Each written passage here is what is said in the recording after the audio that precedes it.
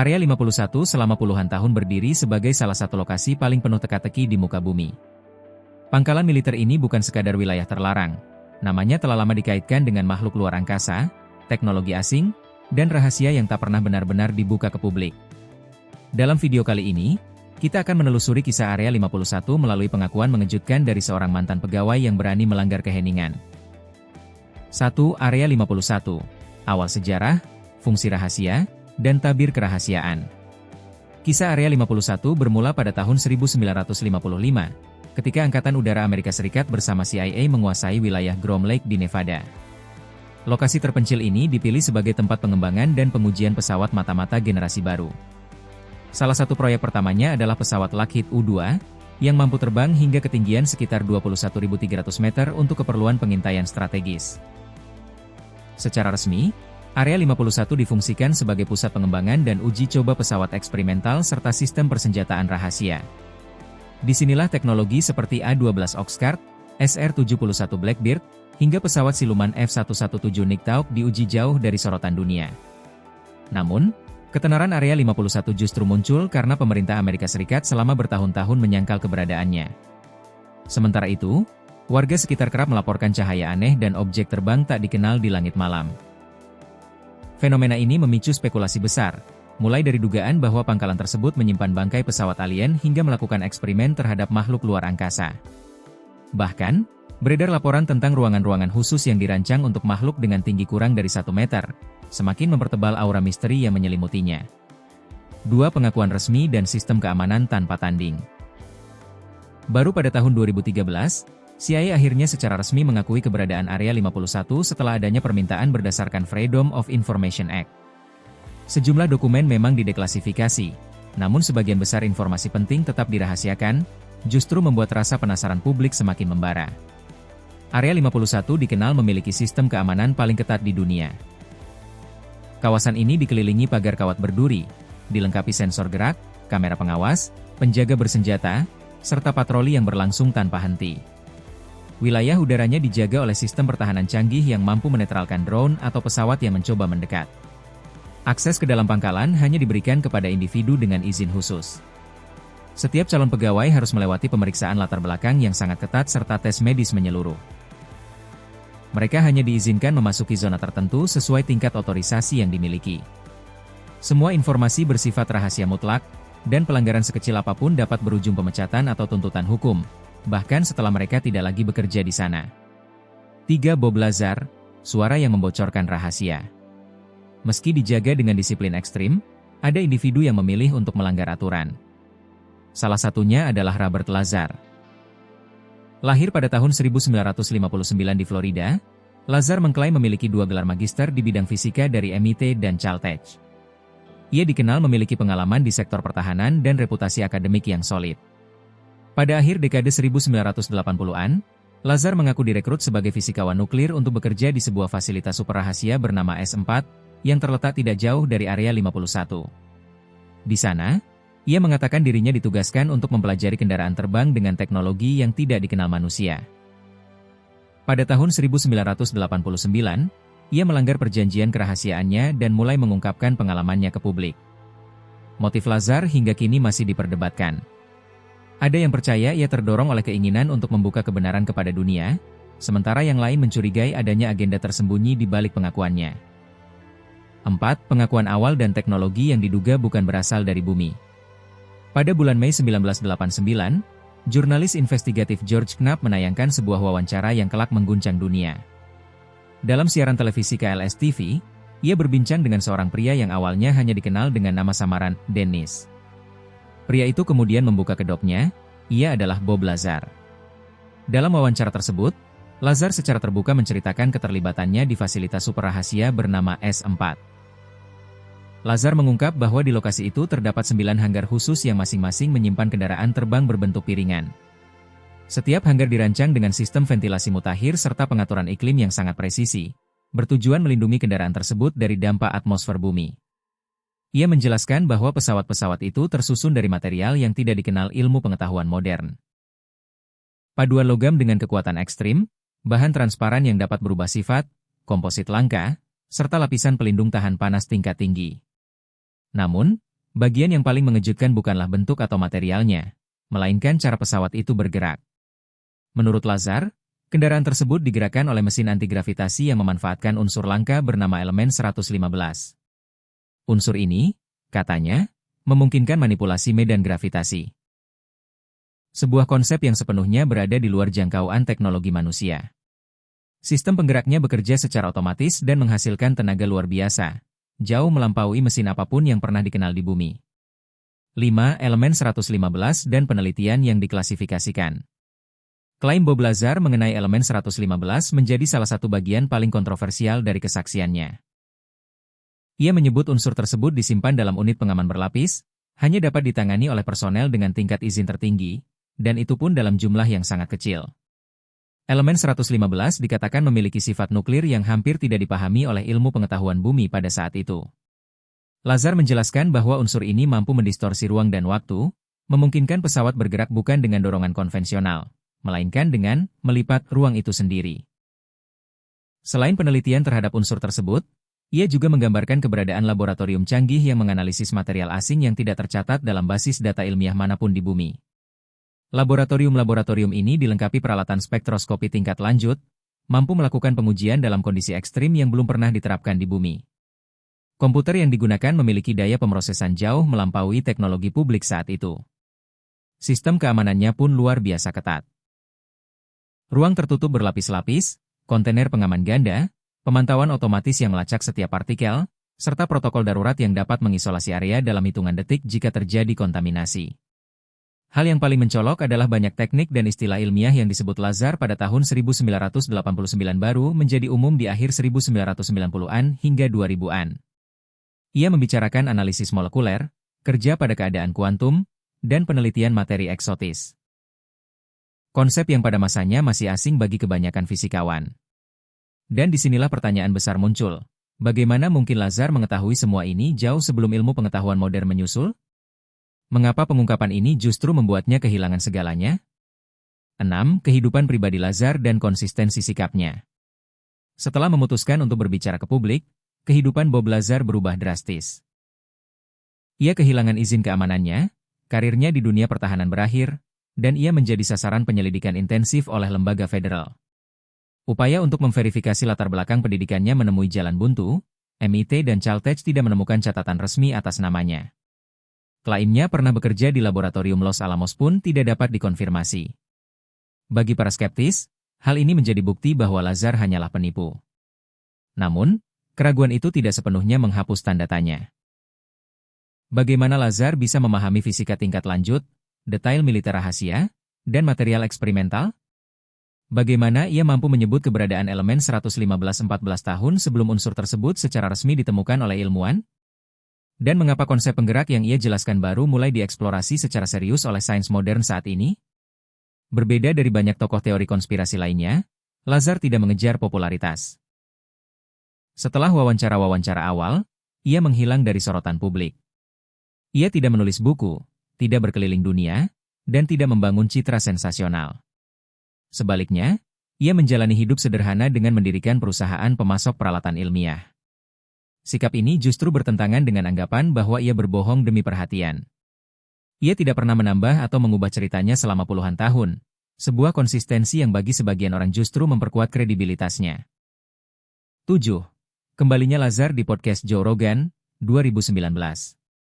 Hampir 3 dekade setelah menghilang, Bob Lazar kembali muncul ke hadapan publik pada tahun 2019 melalui podcast populer The Joe Rogan Experience. Acara ini dikenal sebagai ruang diskusi mendalam yang kritis terhadap topik-topik kontroversial, menjadikannya platform yang tepat bagi Lazar. Wawancara yang ditayangkan pada 20 Juni itu langsung menyedot perhatian. Selama lebih dari 2 jam, Lazar mengulangi pengakuannya dan mengisyaratkan bahwa dokumen-dokumen yang baru dideklasifikasi mungkin akan segera membuktikan ceritanya. Nada bicaranya tetap tenang, konsisten, dan tidak dramatis, sama seperti wawancara-wawancara yang ia lakukan puluhan tahun sebelumnya. Ia tidak menambahkan sensasi atau detail baru, hanya menegaskan bahwa semua yang ia alami adalah nyata.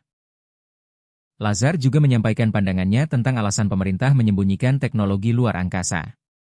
Menurutnya, jika manusia mengetahui cara memanipulasi gravitasi, hal itu dapat mengguncang sistem energi, transportasi, dan tatanan sosial dunia, Sebuah potensi gangguan besar yang menjelaskan mengapa kerahasiaan dijaga begitu ketat. 8. Dampak wawancara JRE dan fenomena Storm Area 51. Kemunculan Bob Lazar di podcast Joe Rogan memicu gelombang reaksi besar. Dalam hitungan hari, episode tersebut ditonton jutaan kali, sementara media sosial dipenuhi perbincangan tentang Area 51, rahasia pemerintah, dan keberadaan alien. Hanya 6 hari setelah wawancara itu, seorang pengguna Facebook bernama Matty Roberts membuat sebuah acara bercanda berjudul Storm Area 51. They Can Stop All of Us.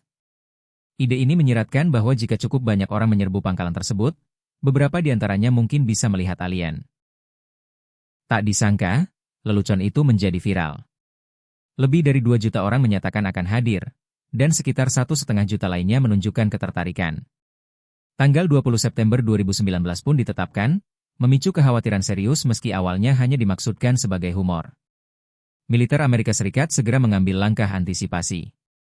Wilayah udara ditutup, penghalang tambahan dipasang, lampu penerangan diperkuat, dan jebakan paku disiapkan di sekitar Area 51. Angkatan Udara bahkan merilis peringatan resmi disertai gambar pesawat pengebom siluman, mengingatkan publik agar tidak mendekati pangkalan tersebut. Ketika hari itu tiba, jumlah massa jauh lebih sedikit dari yang diperkirakan, sekitar 75 orang saja. Suasananya lebih menyerupai festival kecil dengan musik dan interaksi sosial. Hanya 1 orang yang mencoba masuk dengan menggali di bawah pagar, dan langsung ditangkap. Setelah kejadian itu, Angkatan Udara menyatakan tidak ada ancaman nyata terhadap keamanan dan bahkan menyampaikan permintaan maaf. 9. Dokumen yang dideklasifikasi dan pembenaran atas klaim Lazar. Fenomena Storm Area 51 tidak muncul begitu saja. Gelombang itu dipicu oleh perbincangan dalam wawancara Joe Rogan, ketika Bob Lazar menyinggung keberadaan dokumen-dokumen rahasia yang baru dideklasifikasi, dokumen yang disebut-sebut mendukung klaimnya selama puluhan tahun. Laporan resmi tersebut memuat rincian teknis yang secara mengejutkan selaras dengan kesaksian Lazar di akhir 1980-an. Pada penghujung dekade 2010-an, para peneliti berhasil memperoleh ratusan halaman dokumen rahasia terkait Area 51 melalui Freedom of Information Act. Arsip-arsip ini mengungkap eksperimen di bidang aerodinamika tingkat lanjut, material eksotis, serta pengembangan pesawat dengan teknologi yang jauh melampaui sains konvensional. Bagian paling mencolok dari dokumen-dokumen ini adalah kesesuaian bahasa teknisnya dengan cerita Lazar. Pada tahun 1989, Lazar telah berbicara tentang elemen 115, saat unsur tersebut masih sebatas teori. Namun pada tahun 2003, ilmuwan Rusia berhasil mensintesis unsur itu, yang kini dikenal sebagai Moskovium. Meski sangat tidak stabil, keberadaan unsur ini menjadi validasi nyata atas salah satu klaim utama Lazar. Dokumen tersebut juga memuat deskripsi material dengan sifat fisik tidak biasa, sangat mirip dengan yang Lazar gambarkan sebagai komponen pesawat asing. Di antaranya adalah paduan logam yang lebih ringan dan lebih kuat dari logam manapun yang dikenal, material transparan yang dapat mengubah sifat optiknya sesuai perintah, serta komposit yang tampak menentang hukum fisika. Yang paling menggugah rasa ingin tahu, arsip-arsip ini menyebut penelitian sistem penggerak berbasis manipulasi gravitasi dan sumber energi eksotis. Penelitian tersebut bukanlah fiksi ilmiah, melainkan kajian serius yang dilakukan di fasilitas teknologi tingkat tinggi. 10. Riset penggerak canggih dan informasi super rahasia. Materi yang dideklasifikasi juga menunjukkan bahwa kontraktor pertahanan besar, seperti Skunk Works milik Lockheed Martin, telah meneliti konsep-konsep yang sangat mirip dengan klaim Lazar. Penelitian mereka mencakup manipulasi medan gravitasi, distorsi ruang waktu, serta sistem penggerak yang mampu melakukan percepatan instan tanpa efek inersia.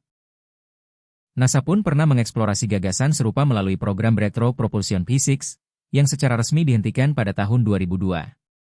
Namun, banyak pihak meyakini penelitian tersebut berlanjut di bawah nama dan pendanaan berbeda. Makalah teknis dari program ini menggambarkan kerangka fisika yang hampir identik dengan yang Lazar sampaikan puluhan tahun sebelumnya. Para pakar yang membahas temuan ini di podcast Joe Rogan menyoroti betapa majunya konsep-konsep tersebut, seolah para peneliti telah bekerja dengan teori fisika yang belum dikenal publik.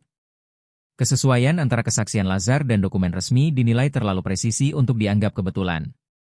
Dokumen itu juga mengungkap bahwa penelitian dilakukan secara terpisah-pisah, dengan tim-tim yang terisolasi dan tidak mengetahui gambaran besar, persis seperti yang Lazar ceritakan. Sistem ini membuat kebocoran informasi menjadi sangat langka, sehingga pengakuan seperti milik Lazar menjadi sangat bernilai. Sebagian besar proyek tersebut berada di bawah Special Access Programs, dengan tingkat keamanan melampaui top secret, tanpa pengawasan publik dan dengan anggaran tersembunyi. Semua ini sejalan dengan deskripsi Lazar tentang ketatnya keamanan di fasilitas S4. Banyak ahli meyakini bahwa apa yang telah dirilis ke publik hanyalah sebagian kecil dari keseluruhan kebenaran. Pembukaan informasi yang terbatas ini tampaknya dirancang untuk meredam rasa penasaran publik, tanpa mengungkap penemuan yang benar-benar revolusioner. 11. Bukti visual dan pesawat yang tidak lazim. Dalam beberapa tahun terakhir, pemerintah Amerika Serikat merilis foto dan video resmi yang menampilkan objek terbang dengan manuver yang melampaui hukum fisika konvensional. Rekaman ini, yang diambil oleh personel militer menggunakan sensor canggih, memperlihatkan teknologi yang sangat selaras dengan deskripsi Lazar. Citra udara Groom Lake juga memperlihatkan infrastruktur yang tidak lazim untuk pangkalan militer biasa. Terlihat hanggar khusus, fasilitas uji coba unik, serta bangunan dengan fungsi yang tidak dapat diidentifikasi secara jelas. Beberapa gambar bahkan menangkap pesawat berbentuk cakram tanpa mesin konvensional, baling-baling, atau rotor. Desainnya halus dan menyatu, sesuai dengan gambaran Lazar tentang kendaraan yang bergerak melalui manipulasi gravitasi, bukan dorongan tradisional. Para ahli independen melakukan analisis digital terhadap foto-foto tersebut dan tidak menemukan tanda-tanda manipulasi. Pencahayaan, bayangan, dan skala tampak konsisten, mengindikasikan bahwa objek tersebut benar-benar fisik, bukan hasil rekayasa atau kesalahan interpretasi.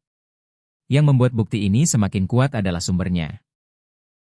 Foto dan video tersebut bukan berasal dari amatir atau komunitas teori konspirasi, melainkan dari lembaga resmi pemerintah, direkam menggunakan peralatan militer resolusi tinggi, dan dirilis melalui jalur resmi, memberikan bobot kredibilitas yang jauh lebih besar. 12. Warisan Lazar dan kemunculan para pembocor lain. Pada tahun 2021, Bob Lazar kembali muncul dalam dokumenter Bob Lazar, Area 51 and Flying Saucers. Dalam film tersebut, ia memberikan penjelasan lebih mendalam tentang pengalamannya, termasuk bagaimana penelitian di S4 dibuat sangat terfragmentasi. Para ilmuwan penggerak, peneliti material, dan analis biologis bekerja secara terpisah, tanpa mengetahui keseluruhan proyek, sebuah strategi keamanan untuk mencegah munculnya pembocor informasi. Lazar juga mengungkap bahwa intimidasi dan pengawasan pemerintah terus berlanjut bahkan setelah pengakuan awalnya. Ia mengaku dipantau, usahanya diganggu, dan menerima peringatan agar tidak mengungkap lebih jauh. Hal ini mencerminkan pola yang sering dialami oleh para pembocor rahasia pemerintah lainnya, dan justru menambah lapisan kredibilitas pada kisahnya. Namun, Lazar bukan satu-satunya. Dalam beberapa tahun terakhir, tokoh lain mulai berbicara. Salah satunya adalah David Grush, mantan pejabat intelijen Departemen Pertahanan Amerika Serikat, yang memberikan kesaksian di hadapan Kongres mengenai program rahasia yang mempelajari pesawat luar angkasa yang berhasil dipulihkan beserta material biologisnya. Kesaksian Grush memiliki bobot besar karena posisinya dan tingkat izin keamanannya. Ia menyatakan bahwa pemerintah telah menguasai teknologi non-manusia selama puluhan tahun, termasuk beberapa wahana tak dikenal dan sisa biologis yang tidak menyerupai kehidupan manapun di bumi. Semua itu, menurutnya, diteliti dalam program tertutup dengan pendanaan khusus dan tanpa pengawasan rutin, mengisyaratkan sebuah realitas tersembunyi yang selama ini berada di luar pengetahuan publik. 13. Insiden UFO lain yang tak pernah terjelaskan. Seperti yang telah dibahas sebelumnya, Bob Lazar bukan satu-satunya individu yang berani membuka tabir rahasia pemerintah Amerika Serikat. Kisahnya hanyalah satu potongan kecil dari rangkaian panjang misteri yang diyakini masih disembunyikan oleh otoritas. Selama puluhan tahun, banyak peristiwa terkait objek terbang tak dikenal yang diklasifikasikan dan baru diketahui publik jauh setelah kejadian berlangsung. Berikut beberapa di antaranya. Pada Juli 1947, di dekat kota Roswell, New Mexico, sebuah objek terbang aneh jatuh dari langit. Militer bergerak cepat, mengamankan puing-puing dan menutup lokasi kejadian. Versi resmi menyatakan bahwa objek tersebut hanyalah balon cuaca, namun penjelasan ini gagal meyakinkan masyarakat. Pernyataan militer berubah-ubah, dan upaya menutupi detail justru menimbulkan kecurigaan.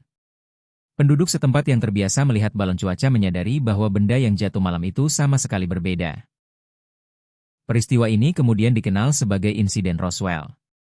Hingga kini, apa yang sebenarnya jatuh dari langit malam tersebut masih menjadi tanda tanya besar, karena seluruh dokumen resmi terkait kejadian ini tetap dirahasiakan.